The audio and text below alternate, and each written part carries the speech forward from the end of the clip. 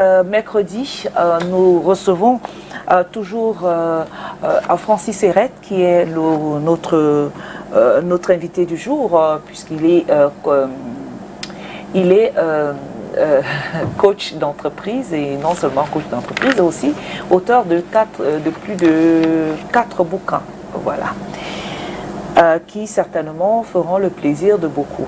D'ailleurs, tout à l'heure, on parlera d'un thème ensemble avec lui. On parle justement de comment tirer parti de vos échecs pour avancer. Donc, je le disais à l'entame de mon sujet de cette émission ce matin, que personne n'aime échouer, hein. Mais soyons quand même honnêtes, l'échec fait partie de la vie. Les grands inventeurs ont vécu leur lot d'échecs avant de trouver le succès. Même les meilleurs footballeurs ratent plus de buts qu'ils n'en rentrent. Chaque individu commet des fautes et prend des mauvaises décisions. Au fil de son parcours vers son objectif, le secret de la réussite est donc de s'y préparer afin de savoir en tirer les leçons et de s'en faire un nouveau tremplin pour rebondir. Donc c'est ainsi qu'on transforme ces échecs en réussite. Donc une des tâches les plus ardues dans la vie consiste à reconnaître et à tirer les leçons de ce qui nous est arrivé. Cela nécessite du courage pour regarder à ce qui nous a fait parfois si mal, oui. L'échec a un potentiel destructeur et un potentiel constructif aussi. Donc c'est vous qui allez déterminer et cultiver un aspect plutôt qu'un autre, selon votre perspective, vos pensées, votre monologue intérieur et votre perception de vous-même. Donc, les études mettent en relief l'aspect constructif de l'échec, puisqu'il semble augmenter les chances du succès d'un projet futur grâce aux apprentissages réalisés, apprendre de ses erreurs et tirer des leçons de ses échecs. Donc, on est tous d'accord pour dire que c'est important que de faire preuve de sagesse. Donc, mais notre culture a un rapport ambigu quand même avec l'erreur. D'un côté, on dit que l'erreur est humaine, et d'un autre, on se culpabilise et on culpabilise l'autre. C'est probablement à cause de cette attitude ambivalente qu'il est vraiment difficile pour la plupart d'entre nous de revenir sur une erreur et de prendre le temps de l'étudier et d'accepter, d'en tirer des conclusions. Alors, comment faire donc pour que l'expérience soit moins douloureuse? On en saura davantage tout à l'heure avec Francis Serrette. Bonjour Francis. Bonjour Mireille. Bonjour Francis. Bonjour Calvino. Good morning. Hi Cathy. Is it Cathy? Yeah. Kate. Kate. Kathy, like, you're very correct. Yeah. Okay. C'est notre bébé. Ah. Hey-oh. Dis-moi, c'est mon bébé. Allez, Francis, on parle de comment tirer parti de nos échecs pour avancer ce matin. Alors, que peux-tu dire déjà à l'entame? Alors d'entrée de jeu, il faut définir l'échec. Qu'est-ce que l'échec? L'échec, c'est un feedback à la suite d'une action. C'est-à-dire que j'ai une cible devant moi, je vise, je tire et je ne réussis pas à atteindre la cible. On appelle ça un échec. J'ai un projet. Mon projet, c'est de pouvoir ouvrir un restaurant dimanche prochain. Je me bats, je fais tous les efforts, mais je n'arrive pas à ouvrir le restaurant. On parlera d'échec. Un élève qui a étudié ses leçons ou pas, et qui présente un examen, et lorsqu'on donne les résultats, il n'a pas eu la moyenne, il a échoué. Il s'agit là d'un échec.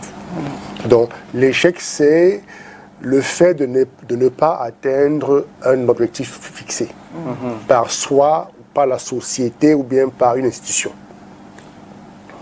Et donc l'échec, c'est donc un phénomène qui a plus l'air d'un processus, parce que on rentre dans une démarche et on pose des actions mais nos actions ne sont pas validées par un résultat que nous attendions. Là, on parle d'échec.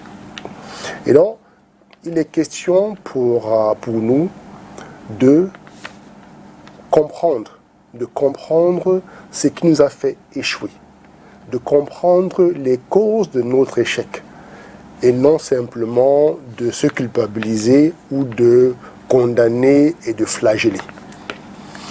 Si nous sommes dans le cadre d'un examen, quand on connaît un échec lors d'un examen, il faut comprendre. Est-ce qu'il y a des matières qu'on n'a pas suffisamment étudiées? Est-ce qu'il y a des choses qu'on a oublié de dire pendant l'examen, peut-être pendant l'oral? Quand il s'agit d'un projet, est-ce que nous avons pris toutes les dispositions qu'il fallait prendre pour pouvoir réussir? Lorsqu'on interroge les causes de notre échec, à ce moment-là, on peut facilement retrouver la cause la plus certaine et maintenant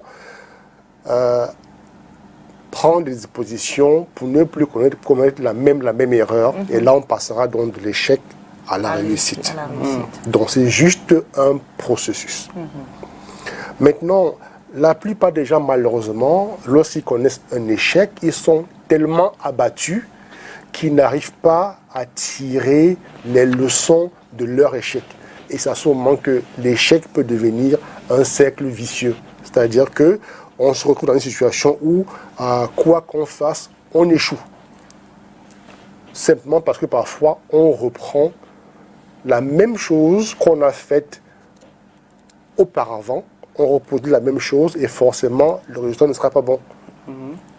Lorsque vous allez par exemple dans les camps militaires et que vous visitez les champs de tir, vous allez vous rendre compte qu'il y a un exercice très important qui consiste à tirer sur une cible. Et vous verrez que le soldat, chaque fois qu'il tire sur la cible, il prend note des erreurs qu'il a commises. C'est-à-dire qu'il va se dire, la première fois, je suis tombé à gauche, la deuxième fois, je suis tombé à droite, là, je tombe en haut, là, je tombe juste au-dessus de la cible. Alors, qu'est-ce qu'il faut faire? Il faut réajuster. C'est-à-dire que chaque fois, il faut réajuster. Et lorsqu'on prend nos consciences des réajustements qu'on doit faire, à ce moment-là, on peut passer de l'échec vers la réussite. Mais tant qu'on n'a pas examiné la cause de l'échec, on peut ne pas se retrouver. On peut continuer à échouer toute la vie. Donc, ceux qui connaissent l'échec toute la vie sont en général des personnes qui n'ont pas étudié les causes de leur échec en premier. Parce que lorsqu'on a étudié les causes de notre échec, on peut réajuster le tir. Donc, globalement, l'échec est un feedback. L'échec vient nous dire, ou bien vient nous informer de ce que nous n'avons pas pris les dispositions nécessaires pour atteindre un objectif. Et là, il faut prendre conscience, il faut se demander qu'est-ce que j'ai mal fait ou qu'est-ce que je n'ai pas suffisamment fait pour pouvoir atteindre mon objectif. Cela est vrai sur le plan scolaire, sur le plan professionnel, sur le plan personnel. Donc tout ce qu'on fait, tout ce qu'on a connu comme échec dans la vie, c'était simplement un feedback qui voulait nous dire que nous ne sommes pas en train de prendre les bonnes décisions ou nous ne sommes pas en train d'exécuter ce qu'on devait exécuter avec parcimonie ou avec attention. Now, maybe I'm going to ask you the same question in English, but in a different way. Now, we all have days and weeks where we seem to have we all have days and weeks when nothing seems to go right at all. We also have times that we fail to achieve something that we really wanted to, and find it hard to cope with the failure and disappointment. Now, how do we use our failures as a way to learn and improve? Failure, as we know, failure is a feedback to something. And when we get the feedback, it simply means that we did not achieve what we were expecting. Okay. And so we need to go back to the process. What made us fail? In other words, what did we not do right for what we're expecting to happen. So you need to identify, what did I do that was not right? Maybe I went too far. Maybe I didn't go too close. Maybe I was in a haste. Maybe I did not make the right decision. Maybe I was overwhelmed with emotion. So the moment you know, then you can go back and then try to adjust. But if you repeat the same process over and over, you will continuously fail. And then the danger is when somebody fails several times, they start being afraid. And this fear may paralyze them and become a big stumbling block. Stumbling block, yeah. Yes. You see, some people, when they keep failing, they either start procrastinating because they feel that they're not ready. The thing is that they are afraid, and this fear makes them not to take action anymore. So they stop taking action, they begin to wish. But actually, life is all about action. So you need to analyze the causes of your failure.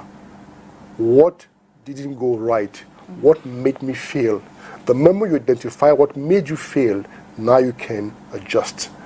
It's true in school, it's true in life, it's true for work, for everything that you do. Yes. Watch what made you fail, and then you just take the necessary steps to adjust. Lawa? We'll continue. Yes, because I had an argument here where, anyway, we're talking about people, those kind of human beings that always want to be, like, they want to be the perfect people. Okay. That at one point in time, they find themselves, accepting that I have failed in this particular thing, and they keep on pushing, but still doing the same mistake and over. Like you said, when you get to discover the cause and everything, you know that, okay, this is where I went wrong, and maybe I should. Now, if you meet such a person that deep inside he or she knows that I'm a perfect human being and does not want to accept the fact that I have failed in this, how do you start by telling the person, like, okay, this is what you're supposed to do, this is what you're supposed to do? Well, first of all, you can interview the person. Because start by asking the person questions for him to discover that the failure he is not seeing is probably one of his own actions. Okay. For instance, if you don't get seriously prepared about an exam, you fail. Failing here means that you don't get the right grade or the required grade. So maybe you were lazy about some of the subjects, maybe you did not devote enough time, maybe you did not work hard enough, or maybe you were not smart enough. So you need to make the person discover what went wrong. Because if everything goes as planned, if everything is perfect, then of course there is success. Failure comes up because something went wrong. Yes. Okay. And so it's important for you to identify what went wrong, correct it, and then get back on the drawing boards. Okay. J'ai une question à deux volets. La première question, c'est comment devons-nous voir l'échec? Comme une bonne chose ou comme une mauvaise chose? Il faut relativiser l'échec. Parce que pour avancer, il faut échouer. L'échec nous rend plus sages. L'échec nous rend plus attentifs. L'échec nous rend un peu plus courageux. Voilà. Donc il faut relativiser l'échec et se dire que il y a échec parce que quelque chose a coincé. Oui. Tout simplement. Est-ce que c'est conseillé que pour réussir, il faut automatiquement faire échec? Lorsque vous voyez quelqu'un réussir à quelque chose, parfois il a échoué 100 fois. Donc la réussite est le résultat de plusieurs échecs. De plusieurs échecs. Et puis, vous allez constater que les gens qui travaillent sur les projets vont parfois vous dire que ce projet-ci, je l'ai réussi au bout de 10 ans, au bout de 5 ans, après avoir échoué 50 fois. Maman. Parce que chaque fois qu'il échoue, il réajuste son tir. Chaque fois qu'il échoue, il réajuste son tir. Et puis, à la fin, il a la bonne formule au bon moment. Et puis là, il va aligner une série de réussites. On aura l'impression qu'il est chanceux. Il n'est pas chanceux en fait. Pendant les échecs, là, il dépense. Il dépense, il s'investit et il faut garder l'espoir que demain, ce sera mieux. Oui. Je veux savoir quelle est la cause de l'échec. Alors, la cause de l'échec, il y a plusieurs causes. Mais l'une des causes de l'échec, c'est parfois le fait de n'avoir pas fait tout ce qu'il fallait faire au moment où il fallait le faire. Oui. Parce que lorsqu'on fait exactement ce qu'il faut faire, au moment où il faut le faire, on réussit. Mais comme nous ne sommes pas des êtres humains parfaits, parfois on a besoin d'abord de tester. On a besoin parfois de tomber pour pouvoir se relever. Et souvent, nous avons l'impression que nous connaissons ce qu'il faut faire pour réussir. Maintenant, c'est lorsqu'on échoue qu'on se rend compte qu'en fait, on ne connaissait pas la bonne formule. Et là, on se remet en question. Une fois qu'on se remet en question, maintenant, on peut changer de stratégie pour pouvoir avancer. Et comment transformer justement l'échec en levier de vitesse? D'accord. Alors, quand on a échoué, parfois quand on a échoué, on se décourage. Parce qu'on a peur. On a peur de continuer à avancer dans une série d'échecs. Mais ce qu'il faut faire en fait, c'est essayer d'examiner ce qu'on appelle l'échec. C'est-à-dire examiner nos échecs et retrouver ce que nous n'avons pas fait au bon moment. Parfois, un échec peut être dû à notre incapacité à pouvoir anticiper. Parfois, notre échec peut être dû au fait que on se croyait plus fort qu'on ne l'est en réalité.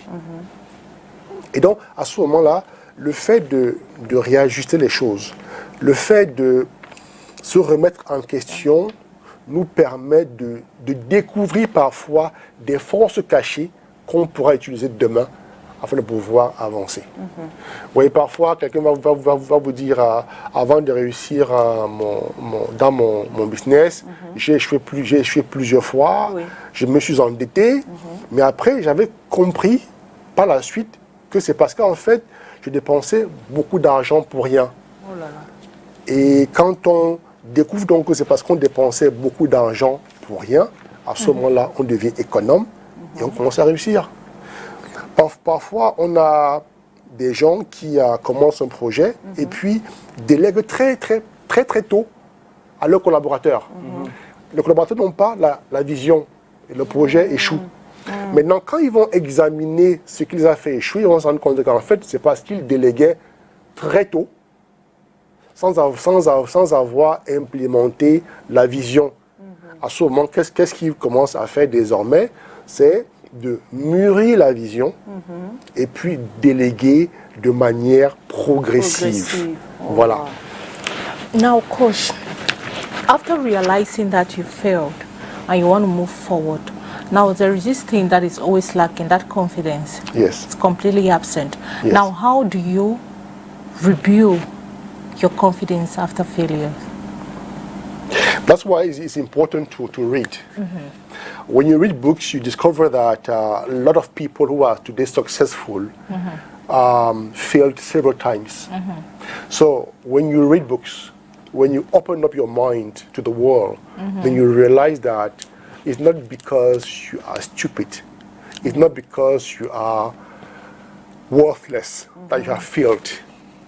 So the moment you realize that, then you begin to trust yourself again.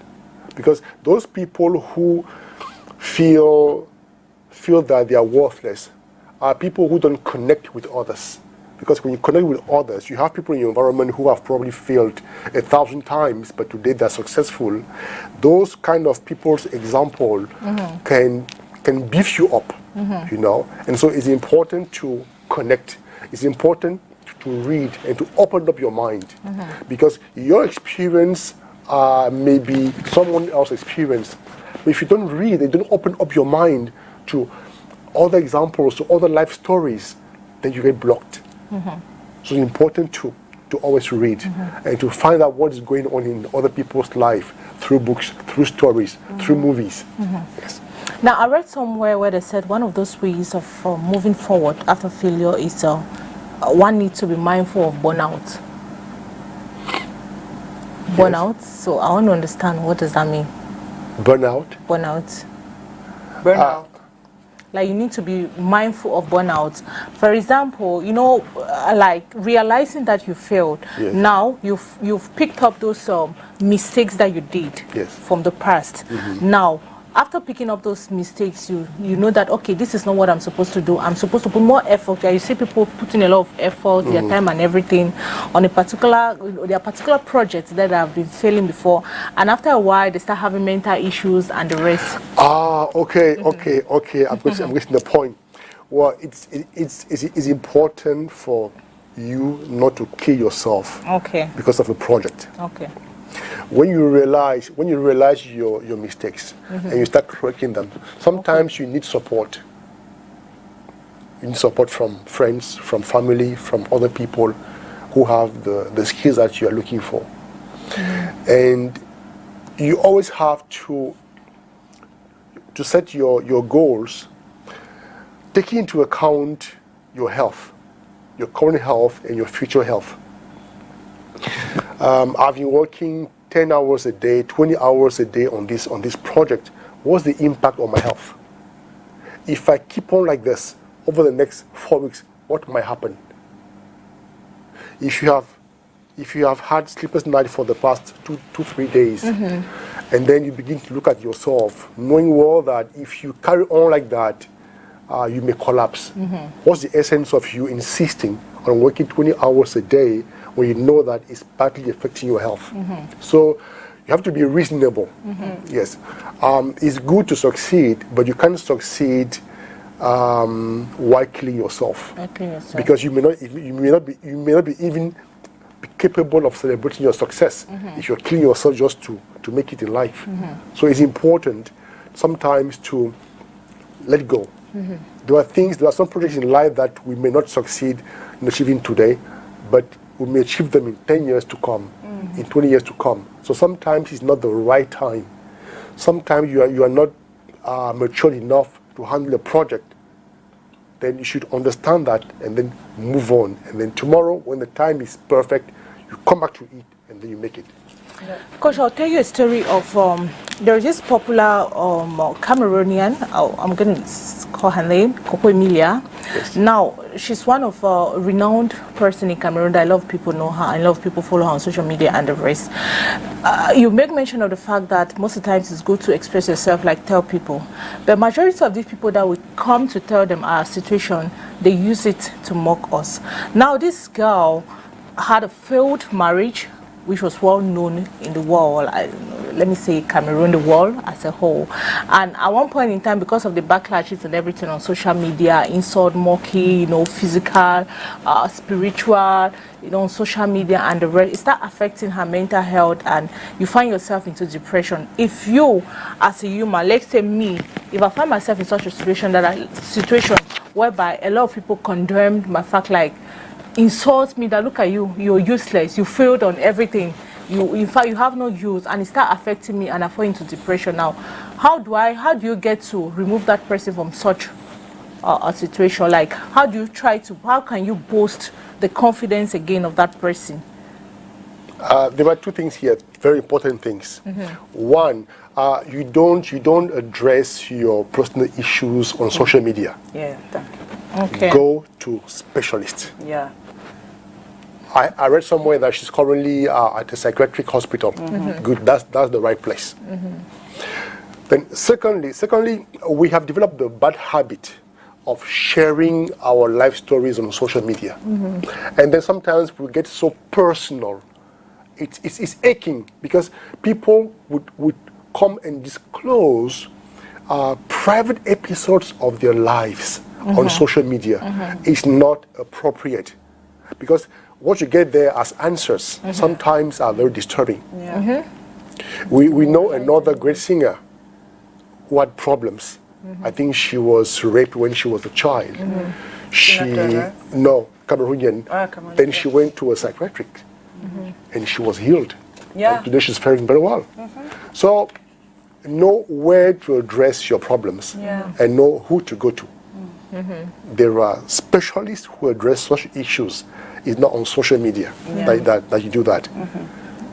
What about those people that you still tell them and they stay, They you say know, they're sit malade. there and they start mocking you? Well, Don't you think at one point in time you just need to keep your problems to yourself? Like you said, you go to a specialist, maybe you can go to a coach and all, express yourself, tell your problem to the coach Yes. that you think can help you Yes. professionally, other than discussing it with family members or friends.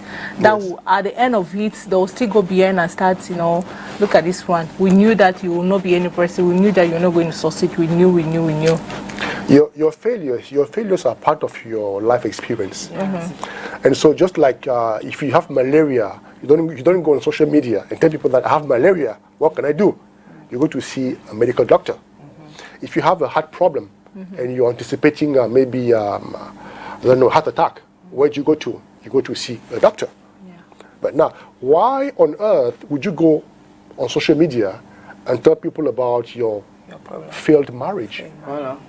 Do you know how many people get married and then divorce? Yeah. Do you know how many people are trying to save their marriage? So many. Voilà. Now, go to the right place. And this is a problem that we have in our African society. We don't address our failure in the right place. We do it everywhere. Such a way that at some point, currently there's another influencer, a lady who is in trouble. And so people get into it, they talk about it, anyhow, anywhere, and you find yourself at the end of the day very frustrated. It's a failure, but poorly handled. Okay. Poorly handled. If you have problems with your landlord, why put it on social media? Social media. Maybe you're It's because you're a useless. popular person. No, it doesn't make sense. It doesn't make okay. sense. People should learn to address the issues within the right forum and with the right professionals. Okay. Yes. Okay. Social medias are not there to help people address their personal issues. No. Parce que si Parce tu es qu'on a rendu- populaire, tu as ton domaine de popularité, Yes. va exposer ça là-bas. Ne pas Do you know parce que tu es what? populaire, Do you know expose. what all these stars are going through in their personal lives? No, because they don't come on social media and air it out to everybody. Voilà. You know. So failure is part of life. Failed marriages exist. Failed relationships exist. But the problem is, how do you handle it to move forward? Alors, je veux poser, quelles sont les solutions de l'échec? Se remettre en question d'abord. Il faut se remettre en question d'abord. Parce que quand on se remet en question, on arrive à faire une introspection. Exact. Parce que très souvent, nous sommes la cause de nos échecs. C'est parfois dû à nos comportements, c'est parfois dû à notre attitude, c'est parfois dû à notre culture, c'est parfois dû à notre absence de vision. Très souvent, l'échec, c'est d'abord nous, avant de regarder les autres. Parce que quand on a la bonne attitude, quand on a le bon comportement, quand on a la bonne réaction, on arrive à comprendre la source de notre échec et de pouvoir nous remettre sur les rails. Donc c'est très important de se remettre en cause, se remettre en question, c'est très important. Ne jamais se dire, c'est l'autre qui m'a fait échouer. C'est parce que le marché n'était pas bon que j'ai échoué. C'est parce que la vie est devenue très chère que j'ai échoué. C'est parce que mon partenaire n'est pas bon que j'ai échoué. Parfois, vous pouvez avoir le meilleur partenaire au monde. On vous donne l'homme ou la femme parfaite. Mais c'est vous-même, par votre comportement, qui détruisez la relation. Donc il faut d'abord se remettre en question. Est-ce que je ne suis pas trop bavard? Est-ce que je ne suis pas trop querelleuse? Est-ce que je ne suis pas trop égoïste? Est-ce que je ne suis pas ci? Est-ce que je ne suis pas ça? Parce que souvent, l'autre qui est en face de nous, souvent, elle joue à la mimique. C'est-à-dire qu'elle nous renvoie ce qu'on lui donne. Vous êtes très égoïste, la personne en face aussi vous rend l'égoïsme. Vous êtes querelleur, la personne vous rend aussi vos querelles. Vous en foutez d'elle, elle aussi, elle s'en fout de vous. Parfois, l'autre ne fait que cela. Et ça nous énerve. Et on froid la relation. Et après, on se dit, non, il n'était pas à la hauteur, elle n'était pas à la hauteur. C'est pas ce que je veux. Mais en fait, quand on se remet en question, on découvre finalement qu'en fait, l'autre n'a fait que nous renvoyer ce que nous sommes en réalité. Dans on va aller... la rue. Oui. Voir ce que l'homme de la rue... Non, on a encore 2 minutes avant l'homme de la rue. Je voudrais savoir quelles sont les conséquences de l'échec et quels sont en même temps les avantages de l'échec, s'il y en a. On ne parle davantage de bienfaits de l'échec que lorsqu'on prend conscience. Parce que ceux qui ne prennent pas conscience de leurs échecs ne vont jamais en tirer parti. Oui. Ceux qui vont toujours blâmer les autres, blâmer la société, blâmer les jaloux, alors qu'en fait, soi-même, on est le problème. Parfois, nous sommes un poison pour nous-mêmes, mais on ne s'en rend pas compte. Parfois, nous parlons un peu trop. Vous voyez un peu? Parfois, on n'est pas concentré dans ce qu'on fait. Il y a des gens qui vont faire 10 choses à la fois, mais sans se concentrer. Et quand il échoue sur les 10 tableaux, il va blâmer tout le monde entier. Donc, il faut d'abord prendre conscience. Chaque échec doit nous interpeller. Mais sans toutefois se culpabiliser. Il faut simplement examiner en se disant qu'est-ce qui n'a pas marché ici et pourquoi.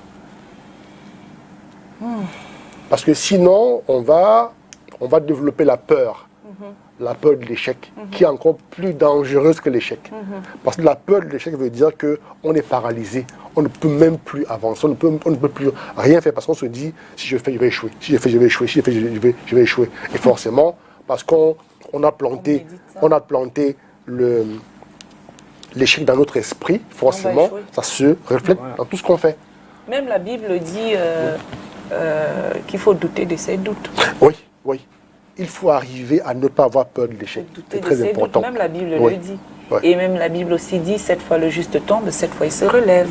Voilà.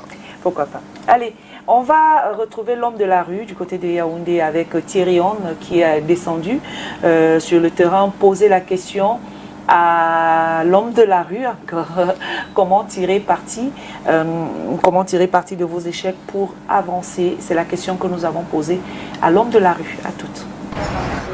Tout simplement, j'ai fait asseoir le cerveau et j'ai dit, tout passe, la vie continue. Je me suis mis, n'est-ce pas, dans la prière à Dieu et dit à Dieu, donne-moi, n'est-ce pas, cette opportunité que j'oublie et que Dieu soit loué. La méthode la plus simple, parce que, vous savez, c'est Dieu qui est le maître de tous les temps.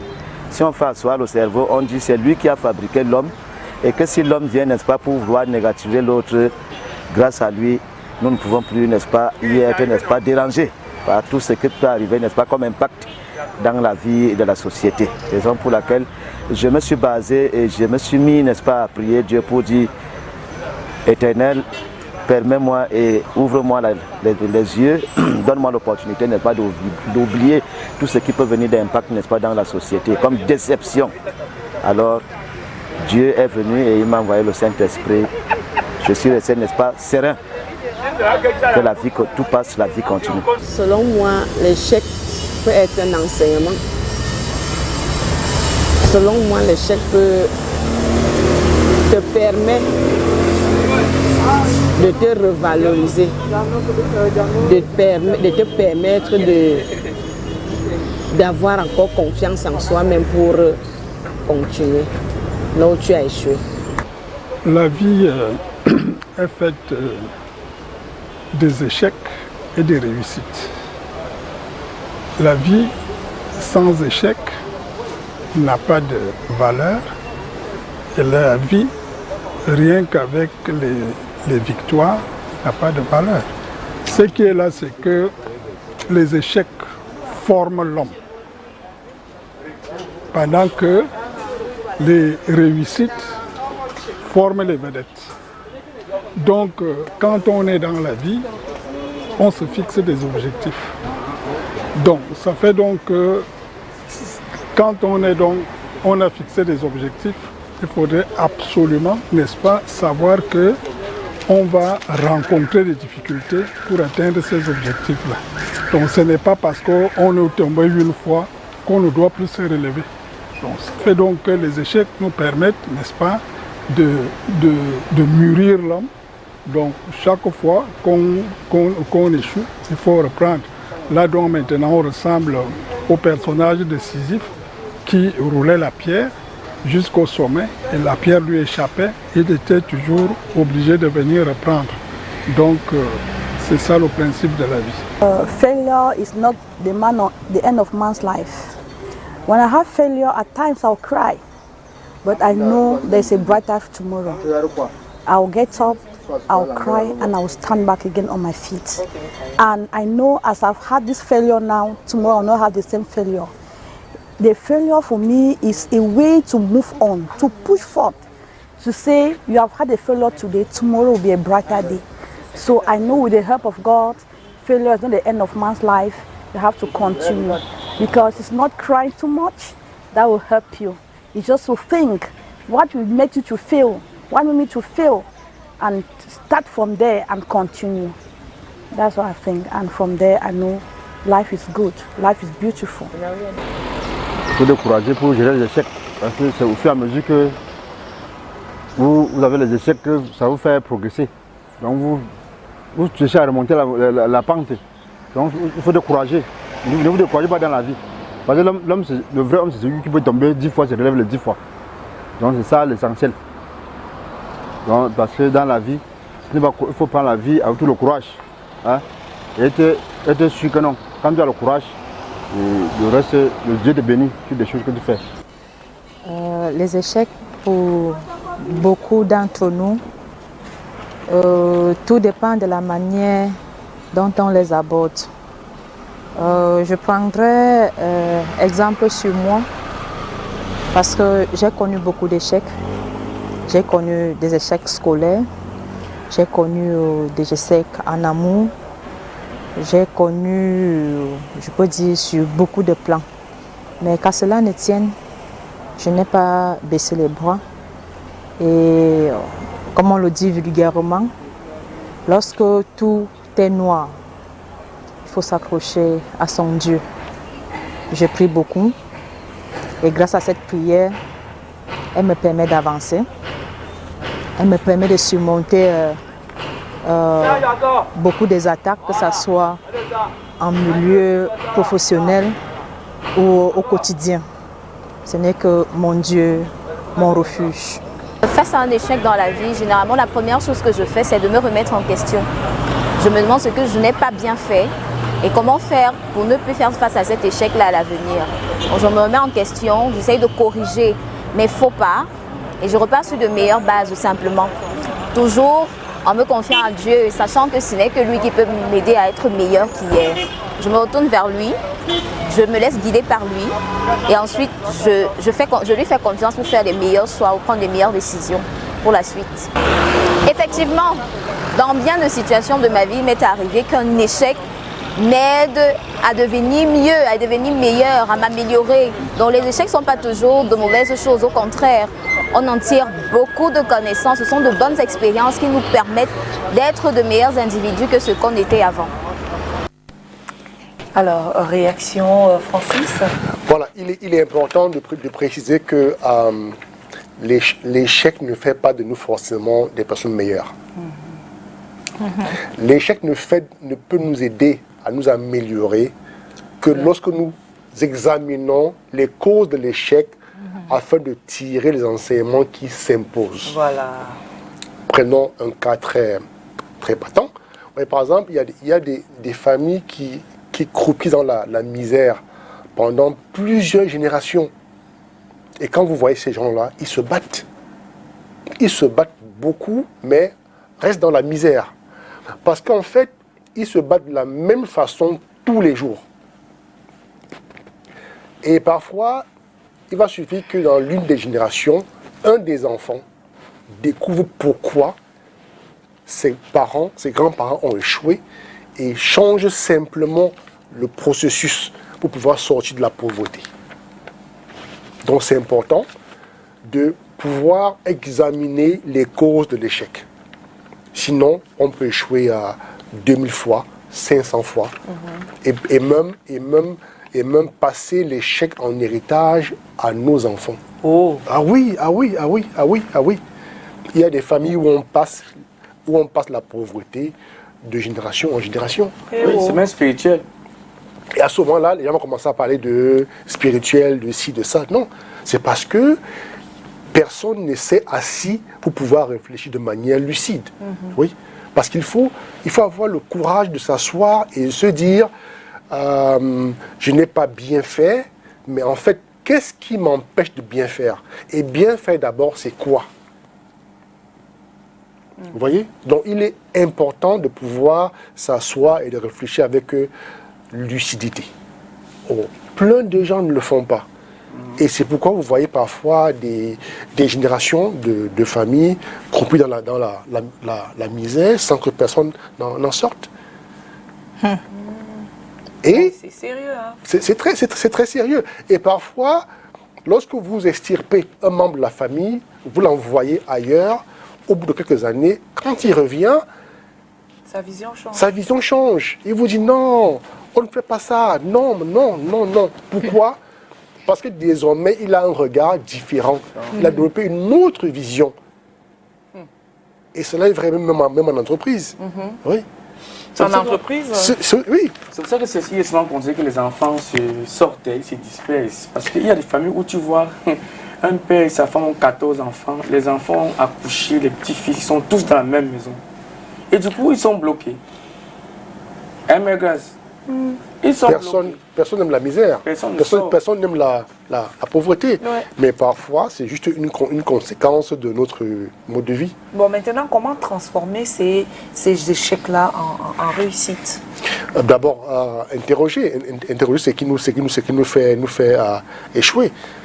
Vous imaginez, prenez une maison où tous les enfants s'arrêtent en troisième, finissent par avoir le BPC et arrêtent l'école. Il y a plus comme ça 10 enfants, 15 enfants, même les cousins. Et maintenant, essayez de comprendre. Peut-être qu'on leur a dit que le BPC était le meilleur diplôme au monde. Alors, ils ont intériorisé cela, et donc ils arrivent en troisième, ils ont le BPC, ils arrêtent. Oh. Voilà. Peut-être qu'on leur a dit que faire les études après le BPC ne sert à rien. Et ils ont gardé cet enseignement-là. Donc, tant qu'on n'a pas cassé ce genre d'enseignement, toutes les générations viendront et vont s'arrêter au niveau troisième. Donc, il est important d'avoir le courage d'interroger les causes de notre échec. Lorsque, par exemple, on a un projet qui rate la première fois, la deuxième fois encore, on échoue. La troisième fois, on échoue. La quatrième fois, on échoue. Mais il faut d'abord s'arrêter. C'est-à-dire, au lieu de continuer à travailler sur le projet, il faut d'abord s'arrêter et demander qu'est-ce qui m'empêche de réussir ce projet. Et si possible, demander à l'autre entourage. Expliquer par exemple le processus et leur demander, je ne sais pas pourquoi ça ne marche pas. Parfois, vous êtes tellement impliqué dans votre projet que c'est des personnes extérieures qui vont vous dire, mais attends, à tel endroit, pourquoi tu continues de faire comme ça? Il faut plutôt changer.